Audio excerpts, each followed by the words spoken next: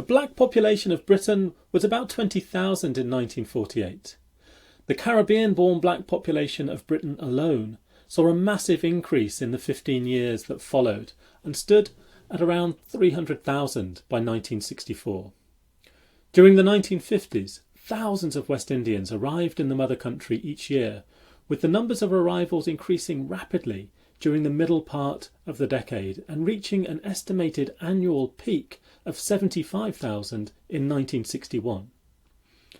This was not the first time that people had migrated out of the British Caribbean in large numbers. Between the 1880s and the 1920s, 250,000 had left their homes to go to the USA, Panama, and other destinations.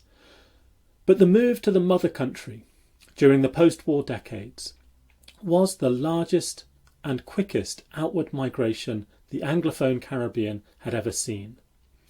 Migrants arrived from all the British colonies, from Trinidad and Tobago, Barbados and Antigua. Nearly 1 in every 10 Jamaicans left the island for Britain, and more than a quarter of all the inhabitants of the tiny island of Montserrat. This was a complex migration with all sorts of local variants. The Yorkshire city of Leeds, for example, developed a special connection with St Kitts, when several early migrants from that small Caribbean island chose to settle in the city and were soon followed by friends and family. No one would have believed in 1950 that Notting Hill in London would see the Trinidadian tradition of carnival imported into that corner of the city. This black British migration drew in multiple locations and communities on both sides of the Atlantic. It was a migration brought about by classic push and pull factors. Migrants compelled to leave poor places to go to a land of opportunities. But it happened for a whole range of reasons. In some ways, it was similar to the great migrations of African Americans from the US South to the North that picked up place during the 1920s. In both cases, in the British case and in the American case, the black migrants involved were relocating within their own nation or empire. And some of the push and pull factors were the same. Like African Americans leaving the South, Caribbean migrants were looking for a better life for themselves and their families, mainly moving away from the limited opportunities in rural economies and towards metropolitan urban settings. They hoped that the chances of good work, education and future prospects would be brighter in those cities than in the old plantation zones that their ancestors had worked as slaves. In both cases, the migrants found that they were not welcomed as legitimate arrivals, but rejected instead as problematic intruders.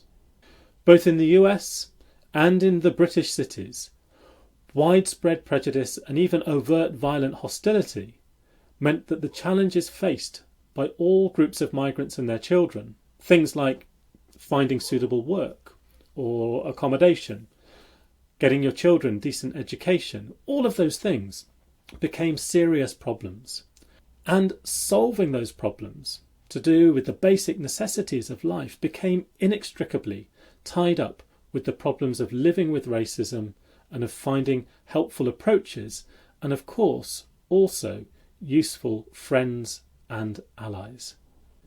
Caribbean migrants to Britain were distinct from many other groups of arrivals because of the intensity and depth of their connection with the so-called mother country.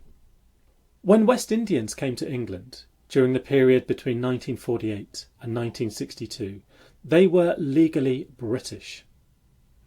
This was at a time before independence, before people were arriving as Jamaican, Barbadian or Trinidadian nationals. The British Nationality Act of 1948 made that explicit.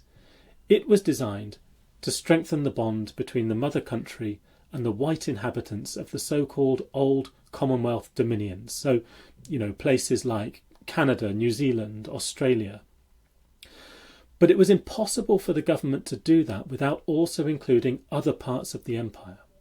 And so all British subjects in the Commonwealth became, in 1948, a citizen of the United Kingdom and colonies. This made migration from the Caribbean to Britain quite straightforward, at least until 1962. In 1962, the government introduced the Commonwealth Immigrants Act, which put strict limits on inward migration to Britain. It put strict limits on that movement from the Caribbean to Britain. But despite the naming of that 1962 legislation, West Indians in Britain were not, strictly speaking, immigrants, travelling from one country to another. Instead, they were simply migrants, moving from one home to another within the empire, resettling from one district of the extended British imperial world and into another. Migration within the empire had been part of the British colonial experience from the beginning. Colonies like America, Canada, Australia, New Zealand, South Africa, they were all settled by large numbers of white migrants who left the British Isles to go to those places. The thing that was new was that now colonial migrants were taking advantage of improved transport connections to move from the colonies to the mother country. And rather than being white migrants, they were black. And it was the colour of these migrants' skin that marked them out as different, as other, as foreigners, and that led the government to start to classify them not as people, but rather as a problem. It was racism dating back from the time of slavery that turned this particular group of British migrants into problematic immigrants. One migrant, Edwin Hilton Hall, summarised the frustrated disappointment of the people of his generation. We thought that people would accept us, but it was very hostile to us. And he recalled that everywhere black people went, they were subjected to verbal abuse or worse.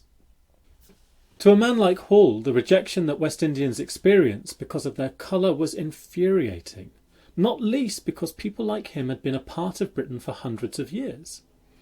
The Caribbean islands of the British Empire were so British that in many cases their connections with England were older than the British nation itself.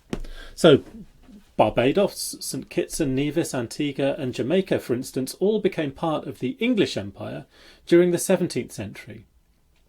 Britain only came into being as a nation in 1707 with the Act of Union between England and Scotland. By the 20th century, then these Caribbean places were truly ancient colonies. That depth of connection made them quite unique within the empire. India started to be integrated into the territory of the empire really only during the 1760s. Australians traced their earliest British connection back to the later Botany Bay convoys in the 1780s. A whole century went by before most African colonies were scooped into the empire during the so-called Scramble for Africa that took place after the 1880s. By that time, the older Caribbean colonies had already been part of the empire for a quarter of a millennium. Barbados had been a little England in the Caribbean since the 1620s. Just as important, pretty much all people in the Caribbean were there because of Britain.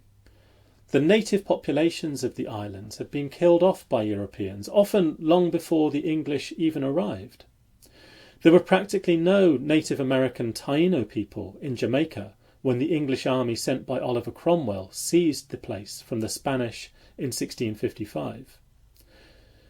As the English turned the island from a nest of pirates into a large slave-run sugar plantation zone in the following decades, practically all the people there, and in other British Caribbean islands, were migrants of one kind or another, transported into the region by the British. The majority, of course, arrived as enslaved people, taken from Africa or forced across the Atlantic on board British merchant ships, most of them during the 18th century. Then, of course, there were people who were descended from white people, from those Europeans who'd gone over to the region. There were people who were descended from the indentured South Asian workers who the British had transported to parts of the region during the 19th century. And there were others as well. There were Chinese, Lebanese, Portuguese and Madeiran. Many Caribbean people could trace their ancestry to a mixture of those different ancestors. The overriding point, though, of course, is that the Caribbean islands were populated by migrants, by settlers, free and forced, drawn there by plantation agriculture, usually by sugar, and they were there to work, usually for the benefit of British owners, for British investors, and of course producing things for British consumers. It's not too surprising perhaps then that migrants from the Caribbean archipelago who arrived in the British Isles during the middle decades of the 20th century felt quite British. It's also quite unsurprising to learn that they also felt that they had every right to travel to the mother country and to live their lives on British soil. These Caribbeans were British not only because of the sheer time that the West Indies had been part of the empire, or because of how their ancestors were sacrificed to the imperial economy, but also because they were British by culture and by upbringing. Back at that time, most people on both sides of the Atlantic talked about the colonies in the Caribbean as the British West Indies. But another way to call them is the Anglophone Caribbean. In other words, the English-speaking islands, as distinct from those Caribbean islands where French or Spanish or Dutch is the predominant language. English was the formal language and the first language spoken by most people in the British West Indies. Despite the diversity of Caribbean Creole languages, derived in some part from West African patterns of speech, the dominant influence of the language was almost always English. The main religion of the Caribbean was Christianity, brought mostly by white Protestant missionaries from Britain. In fact, by the 1950s, many migrants arriving from the Caribbean found that they were more devout Christians than the Englishmen and women of the old mother country. And what was more, people in the Caribbean received a British education. When the generation of Caribbean migrants to Britain, who'd grown up in colonies, remembered their schooling, they remembered how they, as children on tropical islands, had learned of English queens and kings and prime ministers, about the place names and the geography of the mother country, about snow at Christmas. As children, they came together to celebrate Empire Day, and they sang the national anthem and joined the Boy Scouts or the Girl Guides, and in all of those ways the colonies of the Anglophone Caribbean were just as much British islands as the British Isles themselves.